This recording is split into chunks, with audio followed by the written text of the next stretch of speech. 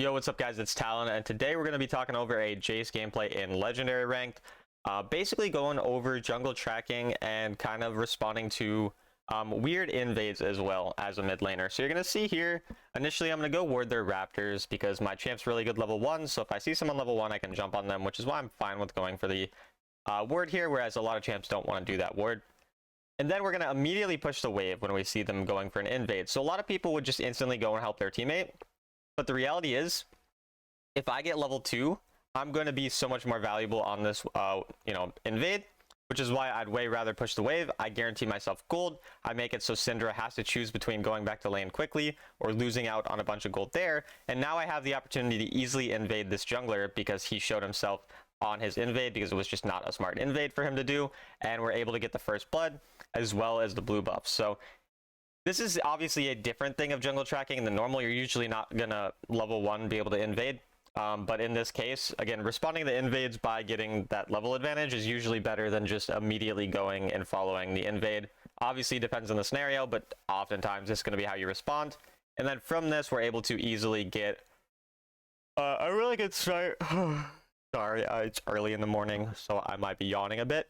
But we're able to get a really good start. We go to the lane, go back, push the wave, and then we want to get our recall off for our boots. It looks like I actually do go initially for another fight because for some reason Lee Sin decides to stay around as level 2, so I end up rotating again here. I don't really know why he's still around here. But yeah, so basically because of this weird start to the game, we're able to know that Lee Sin's probably only done 2 camps. He's probably only done his Gromp and his wolves. So at this point he has his entire red side up that he's going to be clearing, which we know will take, let's say, 30 to 45 seconds to clear.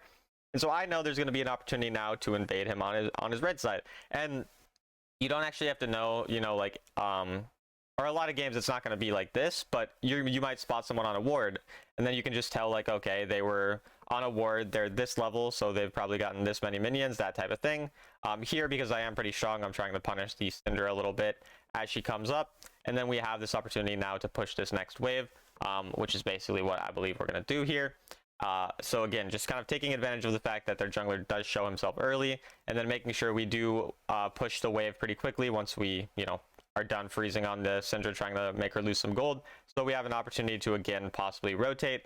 And so this is where we kind of know, like, he's going to be on probably his Krugs right now, which is exactly what I was kind of saying on stream. That's why I hovered my camera there.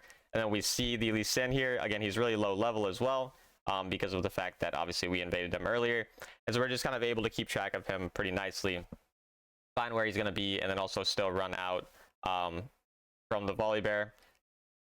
Volibear ends up having to flash. Syndra is coming, so I believe I do end up dying to Syndra in a second after overstaying a bit, if I'm not mistaken. Yeah, I tried to outplay her and ended up dying there. She dies, so it's not really the end of the world. And again, we're really screwing over their jungler, so even if their mid, gets a gank off or two, or like a kill or two, we're obviously very, very strong from all the kills we've gotten. I'm still up 600 gold on their Syndra, and then even though my jungler is 0 and 2, my jungler has a gold lead by like 600 on their Lee Sin, because their Lee Sin just keeps getting invaded and can't really play the game. So kind of keeping up the pace of the game as a champion like Jace is really important. So if you find the enemy jungle once, you're able to either kill them, or you just see like maybe a bad gank happens, or they get stuck on one part of the map for whatever reason, it's important then to continue to keep the pace up. So here you're going to see now I'm looking for their blue buff again, because I know he's probably going to be back on his blue side. So then I'm looking for his Gromp now. Since he's not on his blue, he's on his Gromp. And again, we knew he'd be on the blue side because he was just on red side, finished all of his red side camps. So it just makes sense that he would be there. And even though in this case, it doesn't really work out, if we go and we look back at the situation here, our Warwick is in a position to follow up here. Our Caitlyn and Lulu, they're coming in a position where it would make sense that they can soon follow up as well.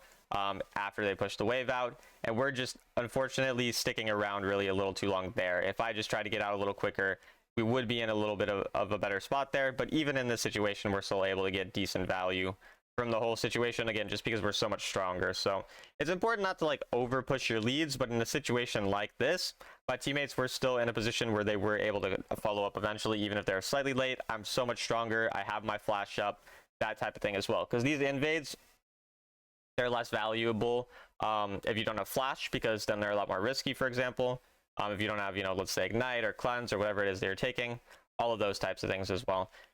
And then here we're trying to push the wave in order to get some plates, and then Lee Sin, because he's so far behind, ends up dying despite us being 1 HP and him being full HP, because he's just down 3 levels. So I pretty much one-shot him, as you can see, and so he's like pretty much not able to play the game, and that's largely due to us just punishing that early invade and then keeping track of him once we get vision. So it's really important, like I said, once you get vision of someone one time, to kind of constantly keep track of where they'd be. So basically, if you guys don't know respawn timers, it takes 1 minute and 50 seconds roughly for any small camp to respawn, so Gromp, Wolves, Krugs, etc. And it takes 2 minutes and 30 seconds for a buff to spawn. So if someone kills their buff at 30 seconds, you know that their buff's going to spawn again at 3 minutes roughly. Or at, 3 minutes and 20 seconds. Wait, no, 3 minutes, yeah. I can't do math apparently, but 3 minutes, yeah. I was right the first time. But either way, so you keep track of those types of things, and then you can know, like, okay, it's going to respawn roughly here. It's not actually like exactly 230 or 150s. It's like 152 or like 230, something like it's like really, really close. So I just say it's just easier that way, right? And you're going to be within a couple seconds. Here we get punished a little bit trying to rotate, where Thresh came from one side, Lee from the other. I didn't really expect Lee Sin to be going from top side there, because I assumed he'd just take Dragon, because his blue side was spawning everything. So it was a little bit greedy of me, but not the end of the world. Like I said, like, when you're playing a champion like Jace, you can die, and you can have some, like, deaths early game, some over aggressive plays because of the fact that you're so strong early, and you can constantly snowball from just, again, all these kills, these plates, everything like that. I'm just taking advantage of those things, even if I do fall slightly behind in terms of, or if I die a couple times rather. And again, we're almost able to one-shot the Lee Sin there. Unfortunately, Syndra tanked the Q. Very nice of her to do that for her teammate. And then again, we're just trying to find the camps, see if we can find the enemy jungle, and this is exactly what we do. So we know his red side's going to be up, so we're able to find him again. So why did I know his red side's going to be up? Well, the main reason I know his red side's going to be up is because he'd spent a lot of time on blue side recently, and then he'd immediately went towards Herald, so he didn't really have time where he probably would have killed the red side. So I was just like checking. Obviously, I didn't know 100%. It's just more intuition, and then also being like, yeah, he's probably didn't have enough time to clear blue side when he was on his blue side. Then go back to red side and show up the Herald. It probably didn't all happen. And then here, neat interaction that I'll go back and show you guys. Volibear is channeling his first ability here and chasing, or not channeling, but he's chasing me with his first ability. And as he uses it, I third ability him away, and it blocks the stun and puts his third ability, or his first ability, on cooldown. So it's a neat interaction if you guys play Jace, just to know. And that saved my life here actually. I've used it a couple times. So Volibear is trying to jump on me and stun me, and you can do this with a lot of champions. Like, for example, Tristana, when she's second abilitying on you, you can actually cancel that as well. Obviously, Tristana usually not going to jump on top of a Jace, but it works with canceling a lot of dashes, stuff like that with your third ability, so it's a neat little thing. Jace is a champion I play a lot of. I don't play him or haven't played him as much this season. I've probably played like 20 games of him total this season, but I have like 1,500 plus games of Jace total. So probably going to play a little more of him recently. I've kind of been having fun with him again, so I do plan on doing that. But here now is kind of where the mid game, I'm very turret focused at this point. So Jace is a champion that does kind of somewhat struggle in later game team fights, especially into certain, comps. And so in these types of situations, it's pretty important to be very turret focused, just kind of getting the waves, getting those things pushed, and then going to fights afterwards. So I think this game can kind of be an example of, like, you're ahead, you're snowballing early, but then some things might go wrong or the game might not be perfect, and you realize, like, fights actually are kind of hard, and you don't just want to fight just 24/7. So when you find that to be the case, when you get ahead, but then fights still end up being hard because maybe you're a champion who falls off later on in the game, it's important to not, you should still go to fights, but you just want to get waves pushed out, turrets pushed first, and then rotate afterwards, because then you end up kind of splitting up the resources of the enemy. Because if you're pushing the wave first, the enemy either have to respond to the wave, and then you get to rotate while they're stuck clearing a wave. You get vision of them, you get all these types of things, or the enemy don't rotate and they lose out on gold. And here again, you see me cancel Volibear once again. But yeah, if they end up just not rotating, then they lose the gold under their turret, and they fall behind for later fights, which means that you're going to be stronger for later fights. So either way, it's kind of a good thing. And Jace is a kind of a cleanup champion anyways, so not showing up to fights right away is totally fine, because you don't need to be at the start of the fight. Like, obviously, it's nice to poke people out before the fight starts as Jace, but a lot of times you're looking for a flank angle to one-shot someone or something like that. So you'd rather focus on a wave. So here, for example, I noticed that literally all 10 people are on the top side of the map. Every single one of the enemy, all of my teammates, they're all on the top side.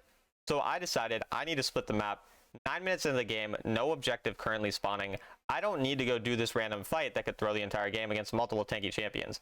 I'm going to instead prioritize mid wave, then go prioritize bot wave, and then start pushing the bot wave, pushing the turret, and now either the enemy get drawn to me, or the enemy keep fighting and I get an inhib, and in this case I get an inhib, and then I end up, I believe, dying for it, which I don't mind. Like, I'm totally fine with dying for it, because it's just not much to lose. It's just a dragon that's spawning. Like, I don't care about this dragon, you know. Getting an inhib, getting all of that gold into my team, way more valuable, and we have like a 7,000 gold lead now, and you know, a lot of that has came from my turret pushing. We've gotten that mid turret early on. We got those plates. We got 2 bot turrets right there, and we've just been pushing really hard. Again, splitting up the resources of the enemies. So even though I'm 4-4-4, I'm up like 3,000 gold on the Syndra. We completely screwed over the jungler early, as, you know, again, we talked about with jungle tracking. And so this is just how you kind of split the map, how they don't get drawn into those dumb fights. Because again, if my team was doing that and Baron was spawning in 3 minutes, or in 30 seconds rather, I would go, right? Obviously, like, I need to go because my team could lose the game if they lose Baron after dying, but I don't care about a fight over, you know, the opposite side of the map from where Dragon's not even spawned yet, over getting turrets and possibly an inhib.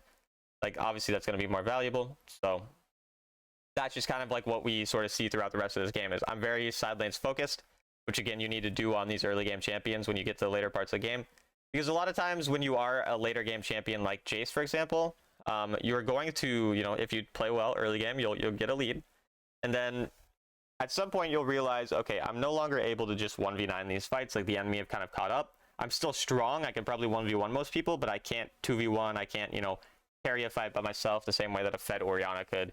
And when you're in that situation, again, you need to be splitting people up, creating a 1v1 opportunity or something, and then rotating late, that type of thing. And so here now, it also lets me keep my lead because now I have a 4th item already just through all these side laning. So I'm already on 4 items, or 3. I'm on 3 items, not 4 items. I don't know why I said 4, but 3 items, which is really, really fast for 12 minutes into the game. Like, that's a very fast pace.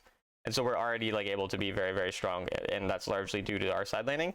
And then now we have that natural push in the bottom lane through the inhib. So now I don't have to go bot anymore. I can go through mid or through top side and then rotate into the fights now. And it's perfect because Baron's up. So I no longer want to be on that side of the map.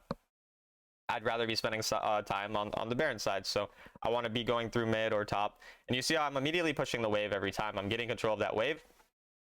And then I'm using this wave to push into the fight again. So you see how I'm finding a different angle into the fight. I'm drawing them towards me because they have to protect their turret. I'm splitting them up, and then I'm getting a different angle to poke from instead of just standing next to my team, fighting next to them, and really not, you know, doing much, right? Because I'm just a Jace. I mean, my poke is decent, but I'd way rather have, you know, unique angles to fight from.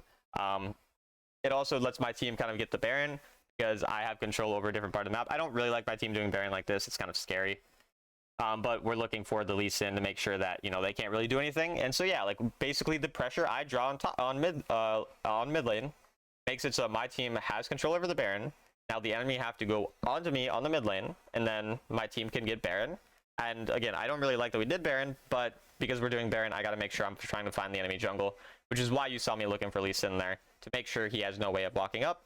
And again, the Lee Sin is so weak because of all the stuff we did to him early game, that he can't really punish us much as a team, so he can't really go for the Baron or contest it.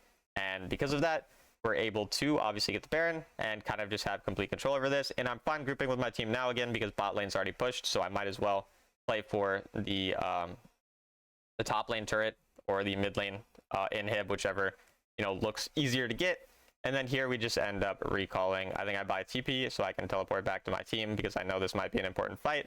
Then we buy part of Sundered Sky in the middle of that. So that TP recalled to make sure I'm healthier and then keep up the pace by just coming back immediately was pretty important there. Allows me to get the turret. I take turret shots because I suck at Wild Rift apparently.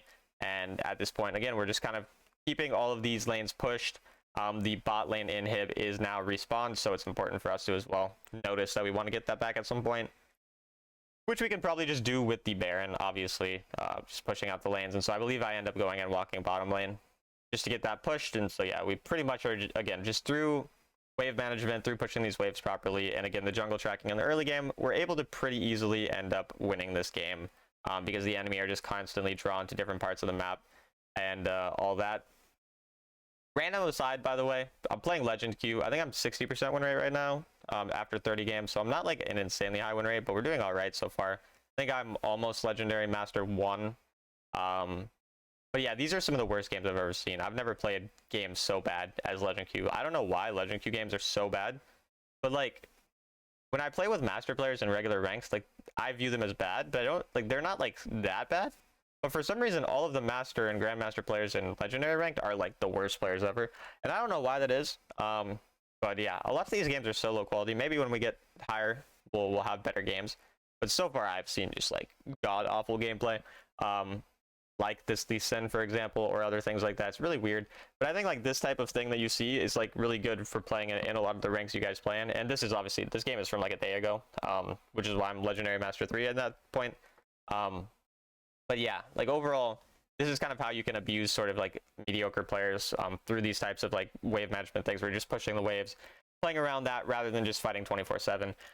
So I hope you guys enjoyed this video. As always, I do coaching for $25 an hour. Just DM me on Discord, Talon1169, or through the link in the description to my Discord server, and I'll see you guys later.